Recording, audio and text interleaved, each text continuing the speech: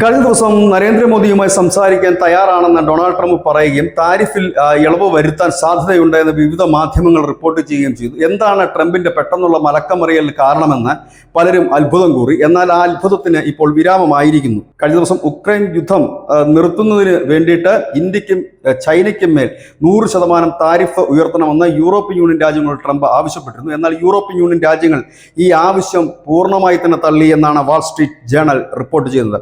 അവർ പറയുന്നത് European union നേതാക്കൾ ട്രംപിനോട് പറഞ്ഞത് ഒരു രാജ്യത്തിന് മേൽ ഉപരോധം ഏർപ്പെടുത്താനുള്ള ഉപകരണമല്ല താരിഫ് എന്ന് പറഞ്ഞു. ഇതിനിടയിൽ റഷ്യയിൽ ബിസിനസ് നടത്തുന്ന ചൈനീസ് കമ്പനികൾക്ക് മേൽ ഉപരോധം ഏർപ്പെടുത്താൻ ട്രംപ് ആലോചിക്കുന്നുണ്ട്.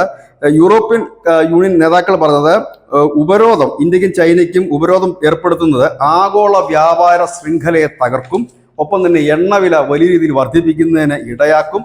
അങ്ങനെ വന്നു കഴിഞ്ഞാൽ അത് ലോക സാമ്പത്തിക വ്യവസ്ഥയെ തന്നെ തകർക്കും. അതിനിടയിൽ ഇന്ത്യയുമായി വ്യാപാര കരാർ ചർച്ച ചെയ്യുന്നതിനും എത്രയും പെട്ടെന്ന് പൂർത്തിയാക്കുന്നതിനും ഇറ്റലി അടക്കമുള്ള യൂറോപ്യൻ യൂണിയൻ രാജ്യങ്ങൾ അതിനുള്ള ഒരുക്കങ്ങൾ നടത്തി വരികയുമാണ്. ഈ ഒരു സാഹചര്യത്തിലാണ് താൻ ഒറ്റപ്പെട്ടു പോകുമോ എന്നൊരു ഭയം ഉള്ളിൽ ഉള്ളതുകൊണ്ടാണ് അമേരിക്ക നേരെ യൂട്ടേൺ അടിച്ചതും ഇന്ത്യയുമായി ചർച്ച നടത്താൻ തയ്യാറാണ് എന്ന് പറയുന്നതും എത്രയും പെട്ടെന്ന് വ്യാപാര കരാർ ചർച്ച, ഒരു കരട് ട്രീറ്റി എങ്കിലും അല്ലെങ്കിൽ ഒരു കരാറെങ്കിലും ഒപ്പിടിക്കുക എന്നുള്ള ഒരു നീക്കവുമായി ഇപ്പോൾ അമേരിക്കൻ ഭരണകൂടം മുൻപോട്ട് വരുന്നത്. കാരണം കൂടെ നിൽക്കാൻ ആളില്ല എന്നുള്ളത് തന്നെയാണ്.